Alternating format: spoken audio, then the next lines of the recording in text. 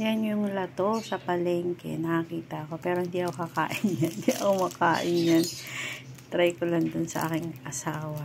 Kasi nakikita ko kumakain siya niyan. So, yan. Nilagyan ko ng kamatis. Lagyan ng paminta.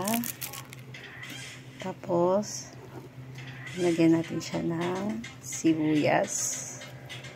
At, yung ilalagay natin dyan yung suka.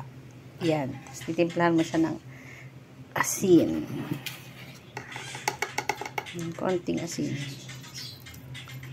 Yan. Tapos, konti pa. Yung suka niya. Nagpabili pa lang ako. So, yan. Yan yung lato. Hindi ko alam ang English nito.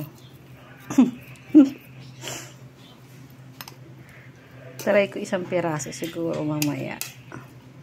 Yan. Tapos partner niyan ay yung pritong isda.